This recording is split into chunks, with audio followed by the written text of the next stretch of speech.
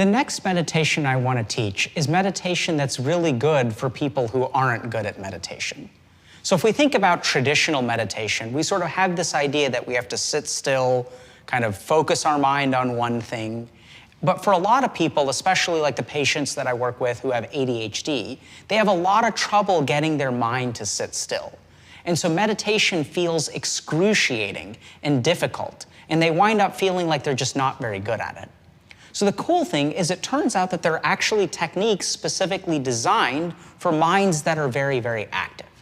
And so what we want to start with is sort of an understanding of what happens in a very active mind. So the very active mind is kind of like the wind, right? So it blows this way, gets curious about this, it moves in that direction, and then we'll sort of examine something over here, and then it'll move over there and kind of examine something over there. And so it's very difficult for these people to sit down and get their mind to sit still. And the beautiful thing is that there are actually really good ways that we can get a mind to sit still that are actually really easy. And all we have to do is think a little bit about kids. So how do you get a kid to sit still? If I want to feed my kids dinner in the evening or put them to bed at night, how do I get them to actually sit in one place? The more that I try to force them to sit in one place, and I kind of say, no, you need to sit still and eat your food. They're wiggling, they'll do their best and they'll really try to sit still for like a few minutes, but then they'll start wriggling again. So how do you get a kid to sit still? You tell them to run, right? So before dinner, if they're playing in the yard and they're running and getting all their energy out, or if we do a fun activity before bed and they can kind of tire themselves out, then a child will naturally sit still. Right? Kids sit still all the time, but when do they do it? After they've been running, after they've been playing. And so we can use that same principle with our mind. So this is a technique that I call the rotating sound awareness meditation. And so essentially, sometimes our mind will want to move very quickly. So we're going to actually do that. Not only are we going to let it move very quickly, we're going to actually push it.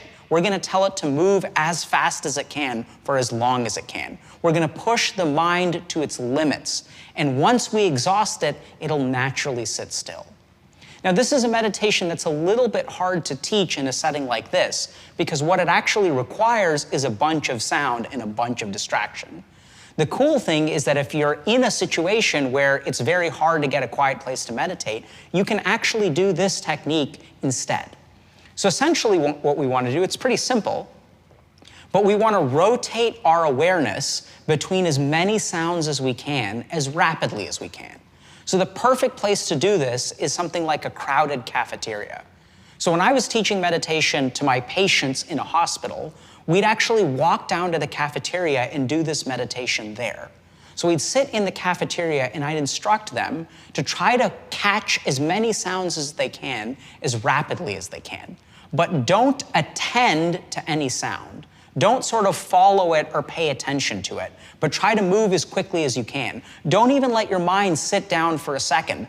Push it, encourage it to move on. So for example, sitting in a cafeteria, I encourage them to notice like, okay, there's a phone ringing over there, someone's walking by, someone dropped something in the trash, someone's talking, someone else is walking by, someone else clanked their cutlery together, someone is slurping something, another cell phone, and you're actually trying to push them to notice as many things as they can, as rapidly as they can. And this is the key thing, is sometimes the mind is going to want to listen, right? So if you hear people talking, your mind is going to want to pay attention and actually listen to their words. And this is what we're going to do, is we're not going to let the mind do that, we're going to push it. We're going to actually push it on to the next thing. And so when people do this very rapidly, from one thing to the next, to the next, to the next, to the next, to the next, to the next, when you push the mind that wants to move as fast as it can go, eventually it'll tire out. And the really fascinating thing is it doesn't even take that long. It takes about 3 minutes, 4 minutes, maybe 5 minutes. And then their mind is exhausted. It's a little bit tired. Now it's actually ready to rest.